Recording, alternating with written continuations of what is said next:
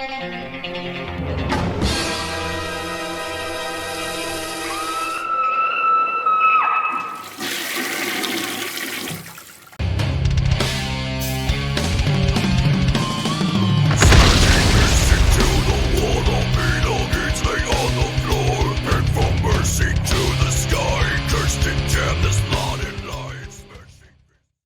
up everyone, Thralls Metal here once again. I'm the Croc Nick, and I have an album review for you. Yet again, this is one brought to us courtesy of our friends at Screaming Toilet. Again, fun site full of reviews on all sorts of pop culture stuff, movies, TV shows, podcasts, comic books, collectibles, and of course we're there. So definitely check it out. There is a link below in the description. So today I am reviewing the first full length from Extreme Brutal Terror, the Mortician's Diner, or Dinner. I'll get into that in a minute. This came out on the 6th of November on Steelbreaker Records. Again, this is the band's first full length. I believe they're from Sweden. When it came down to looking up stuff on this band, I ended up having more questions than I did answers here. I believe they formed in 2008 in Sweden. They aren't listed as active or on hiatus. It's more like a unknown, at least on Encyclopedia Metalum. This is their first proper full length. They do have two other EPs. I actually have one. It's called Voice of the Demon. And if you're looking at the album cover right now, you'll notice it's cheesy as hell and possibly cheesier than the one for this one, which is an odd choice for a cover on this one as well. Now, if you were to listen to the EP I mentioned and this album, you wouldn't think it was the same band. And I'm not entirely sure it's the same band either. But I can't tell you who's in the band because I don't know. I literally looked around and they don't have anyone listed as in the band. They said there are guest spots from members of Satyricon and Amon Amarth, but they didn't say who they were. And as far as the mainstay members, I have no idea. The only thing I know is it is produced by Roga Johansson, who is in Paganizer and about 20 other active bands. I shit you not.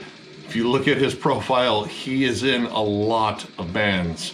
So I guess you would describe this as death grind. None of the songs are over 3 minutes. In fact, I think the longest one is about 2 minutes and 35 seconds. It's very straightforward. It has a death grind feel.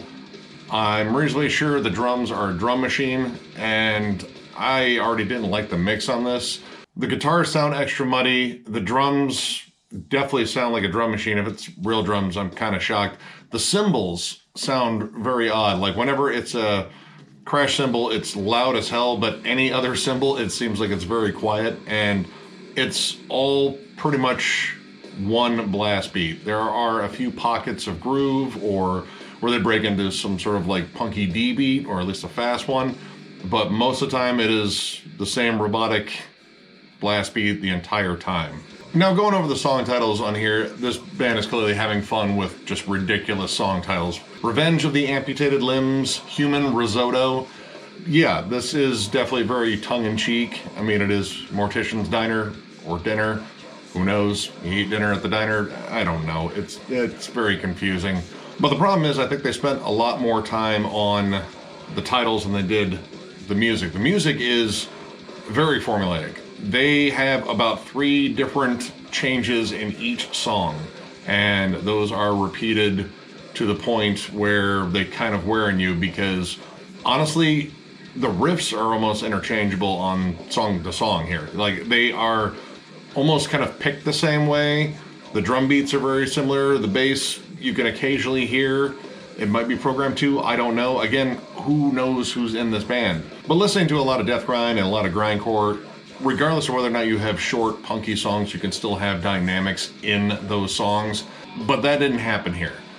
A lot of the times these songs just kind of plateau, and they kind of plateau at points where like the riffs are just kind of dull. You get like some real basic, death metal riffs on here, kind of old school. It kind of screams like a death grind version of Mortician, except without Mortician's flair for atmosphere. In between these songs, they could have peppered in some horror movie samples to sort of spice up or at least break it up a little bit, because the songs pretty much are one after the other. The only thing that's kind of odd in terms of just the tracking is it seems like there's up to 10 seconds of dead air after each track. So I don't know if that was a issue in the studio or something they just overlooked, maybe much like the title, but it is kind of odd that it just goes silent and you're waiting for the next track and you still have, you know, about 10 seconds to go before you get to that track. Vocals on here are pretty much kind of a uniform growl. It's kind of low and gurgly. Really doesn't do much. It just kind of follows the blast beat. The song Further Into the Jungle, you do hear some higher screams, and that one actually brings in a bit of a groovy breakdown, and it's actually pretty decent. But it's one of those moments is like, well, that's decent, but I'm kind of rating it as good, at least as far as this album's concerned, because the rest of this has just been really, really monotonous. Even Human Risotto has some more straightforward death metal moments. You actually get to hear the drum machine, or drummer, not entirely sure, kind of move out of just that straightforward blast and actually do some double bass work. Again, it might just be a program, I'm not entirely sure, but it does break it up a little bit. But I had a lot of questions listening to this. Namely one, is it a parody? Because if it's a parody, yeah, it's kind of goofy. It might be a little bit generic, but they're having fun with it. You got songs like Chainsaw Prom Night and Year of the Axe Slasher, which kind of scream, you know, direct-to-video horror movies. And those are just fun, cheesy titles.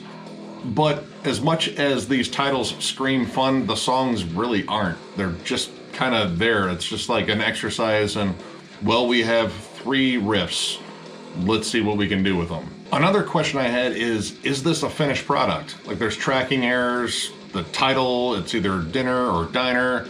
The mix sounds pretty rough. I don't know if this was just handed to Roga. It's like, here, do something with this because we need to put out something with this band's name. We only have 2 EPs. I don't know the whole story behind this because literally looking around, I couldn't find much. Another question I had was the fact that not even for a second are there any leads, like not even like a squealy dive bomb or a quick scale, nothing. It is barren when it comes down to that. And I like meat and potatoes, bare bones, death metal, or grindcore, but this is like a hamburger in a can kind of meat and like cold tater tots. This isn't a really solid meal. Definitely nothing you'd brag about. And again, going back to the parody thing, I like parody bands. There's tons out there that are pretty much, you know, just all about fun or like some goofy theme. Macabre is awesome. But see, the thing is, they craft really solid songs. There is immense talent in that band and they don't hold back, but they love to be goofy. Municipal Waste, it's all about the party for the most part, but I still think they're very serious about the music. I don't know how serious this band was about the music. I think this was just put out. So I have a lot of questions about this, and I picked this because I actually recognized the name and I was kind of curious what they did because I had that first EP and it was decent. And the fact that I was familiar with the band kind of prompted me to actually check this one out. And even this album cover kind of threw me off because this looks like Hot Topic artwork. I don't get it. Like, this is like 2005 Scene Kid stuff. But within this album is a death grind album, I guess. But I have to say, this wasn't very good. And all of those questions that I have about this, I don't know if I'm going to get answers for it. It's just a strange album, and I don't know if it was ever intended on being released. I really don't know. But overall, I'm only going to give this 1.5 stars. This is a pretty bad, monotonous listen. And for all those song titles, it should have been fun. It really should have been fun. Like, all those song titles screamed cheese. Let's have some gory fun. And this was a chore to listen to, and it's not a very long album. This is a lot of rinse and repeat, and it's not even a good rinse and repeat. Like, there are tons of bands out there that sort of have very similar songs back to back, but at least they're fun. These aren't really enjoyable to listen to, and the fact that the mix is bad doesn't really help either. Even if this is a parody album, I can't rate it much higher because, again, parody albums should be fun. This is almost completely absent of fun. But don't take my word for it. Definitely check it out for yourself. You might love it. I didn't. This is a pretty bad album. And I'm probably never going to listen to this again. It was that bad. So if you enjoyed this review, give it a thumbs up. And if you are new to the channel, subscribe because we do stuff like this all the time. We will catch you later.